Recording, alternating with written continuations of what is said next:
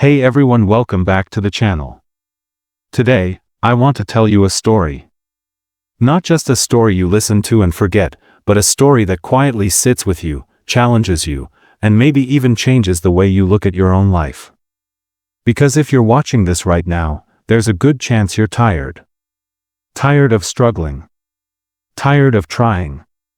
Tired of feeling like no matter how hard you work, life keeps pushing you down. And you may be asking yourself a painful question in silence: why am I suffering so much? There was once a man who asked himself that same question every single day. His name doesn't matter, because his life could easily be yours or mine. He was not famous, not rich, not special in any obvious way. He lived an ordinary life, woke up early, worked long hours, came home exhausted, and went to sleep with a heavy heart. From the outside, his life looked normal. But inside, he felt like he was drowning. Every morning, he woke up with a tight chest. Before his feet even touched the ground, his mind started racing. Bills to pay. Expectations to meet. Mistakes from the past. Fears about the future. He felt like life was a constant fight, and he was losing. He believed suffering was his destiny. That some people are born lucky, and some are born to struggle. One evening, after another long and disappointing day, he sat alone in his small room. The lights were dim, the noise of the world felt far away, and for the first time in a long time, he allowed himself to ask the question out loud: why does life hurt so much? He didn't expect an answer. He was just tired of holding the question inside. The next day, on his way to work, he noticed an old man sitting by the side of the road. The old man looked calm, almost peaceful, despite having very little. Something about him felt different. So different that our main character slowed down and looked again. Their eyes met, and the old man smiled. Not a forced smile, but a gentle one, like someone who understood something most people didn't. Without knowing why, the man stopped. He sat down next to the old man and, almost without thinking, said, "Life is so hard. I don't understand why I keep suffering." The old man listened quietly. He didn't interrupt. He didn't judge. When the man finished speaking, the old man picked up a small stone from the ground and placed it in the man's hand. "Hold this," the old man said. The stone was light at first. The man looked confused. "This is nothing," he said. The old man nodded. "Yes. Now hold it for 1 minute." The man did. Nothing changed. "Now hold it for 1 hour," the old man continued. The man imagined it and said, "My hand would start to hurt." The old man smiled again. "Now hold it for 1 day." The man shook his head.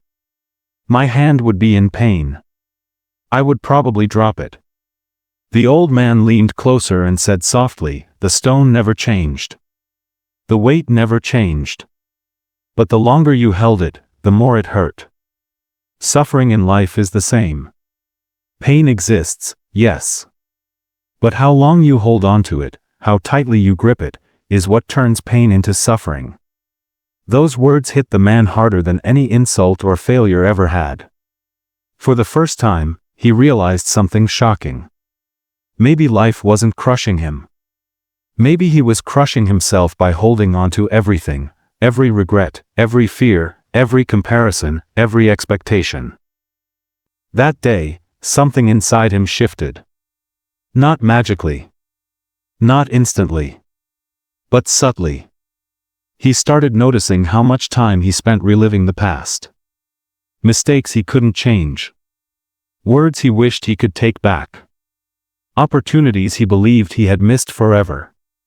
He realized that every time his mind went there, his body reacted as if it was happening again. The pain was old, but the suffering was new, created again and again in his mind. He also noticed how often he lived in the future. Imagining worst-case scenarios. Fearing things that hadn't happened. Worrying about outcomes he couldn't control. He was suffering today for a tomorrow that might never come. Slowly, he began to understand a powerful truth: life gives pain, but the mind multiplies it. This didn't mean his problems disappeared. He still had responsibilities. He still faced challenges. But now, instead of asking, "Why is this happening to me?" he asked, "What is this teaching me?" And that single question changed everything. When something went wrong, instead of reacting with anger or self-pity, he paused. He breathed. He reminded himself that this moment, like all moments, would pass. He stopped expecting life to be easy, and because of that, it felt lighter. Expectations had been silently hurting him for years. Expecting people to understand him. Expecting fairness in every situation. Expecting life to reward effort immediately. One of the biggest sources of his suffering was comparison. He constantly compared his life to others. Their success. Their happiness. Their lifestyle. Social media made it worse. Everyone seemed ahead, confident, joyful. But what he didn't see were their silent battles. Their fears. Their pain. Comparison made him feel behind, even when he was moving forward. So he made a decision. A simple but powerful one. He decided to compare himself only to who he was yesterday.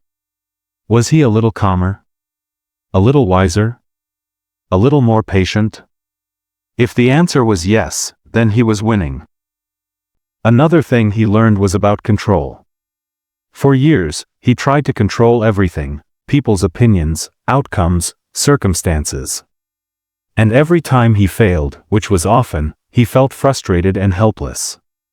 The old man's lesson returned to his mind.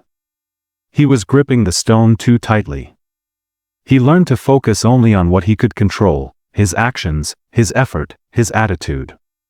He stopped wasting energy on things outside his control. And in doing so, he felt freer than he had in years. He also realized that suffering grows in silence. So he started expressing himself. Writing his thoughts. Talking to people he trusted. Letting go of the belief that being strong means being silent. He discovered that strength is not pretending everything is fine. Strength is facing what hurts and choosing not to let it define you. Over time, he began to appreciate small things. The warmth of sunlight in the morning. A quiet moment of peace.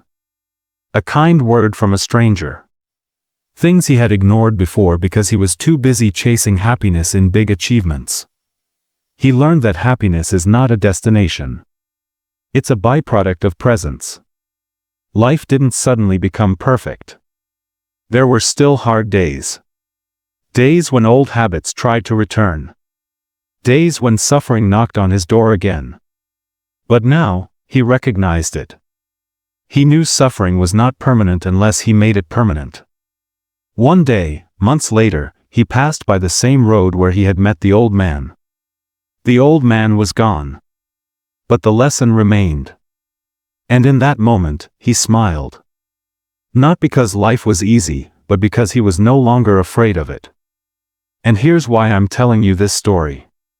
You may be suffering right now. You may feel stuck, lost, or overwhelmed.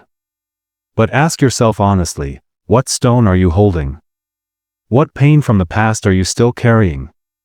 What fear of the future is stealing your peace today? What expectations are quietly exhausting you? You don't need to drop every stone at once. Just loosen your grip. Little by little.